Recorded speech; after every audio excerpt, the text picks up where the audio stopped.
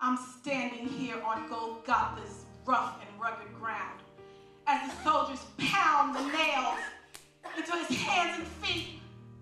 I followed him up the hill as he struggled to carry the heavy cross.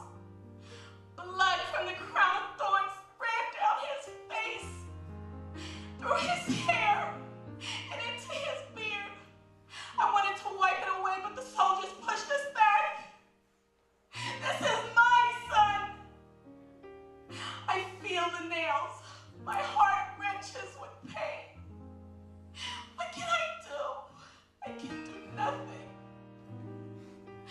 Oh, but I remember the time when the angel appeared to me and told me not to be afraid. Joseph and I weren't married yet.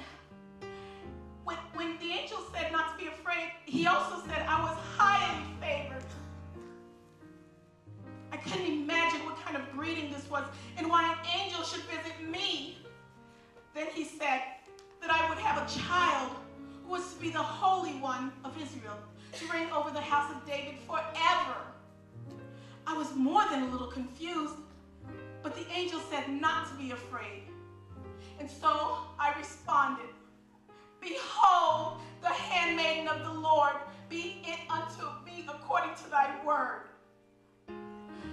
I remember very well also when Joseph stood by me and believed with me. He was gentle and kind. Finally, we were summoned to Bethlehem to pay our taxes. Joseph had me ride on a little donkey, but I still became very weary, and I was so thankful when we finally arrived in the town.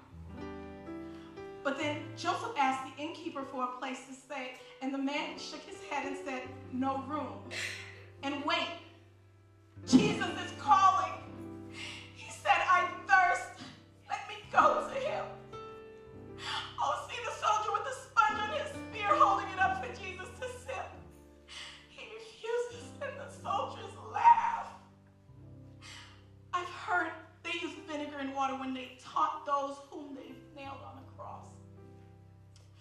Oh, I remember now. I was telling you the innkeeper had said there was no room. I can tell you I was sagging on that tired little donkey. By that time, I knew it was close to the time for me, but the baby to be born. The innkeeper was a kind man. He took pity on my condition and said we could use his stable, and so we hurried there. What a relief to get down from that donkey. But it wasn't long until our baby boy was born. And I wrapped him tenderly in swaddling clothes and laid him in the manger. That's my son hanging there. I can't bear to look. I can't tear my eyes away. I long to ease his pain, but the soldiers keep us all at a distance.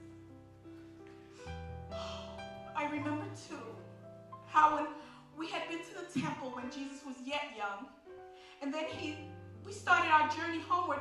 I supposed he was with Joseph, and he thought the boy was with me. When we discovered he wasn't with us, we turned around and hurried back to the temple. There, much to our surprise, in front of the learned rabbi stood our Jesus, explaining scriptures to them. That's when he told us he had to be about his Father's business. I remember then wondering just what was really going to happen, but I still trusted God. I'm glad I couldn't have known this was going to happen. I don't think my heart could have stood it. My son crucified with two common thieves. Listen, he speaks. Today thou shalt be with me in paradise. That's my son, ever loving and kind. How well I remember the wedding celebration in Cana. When we ran out of wine, I knew that Jesus would take care of it. And he certainly did. Many were the compliments for that wine. Oh, it's so dark. This is a strange darkness, like night and yet not night. Jesus is calling.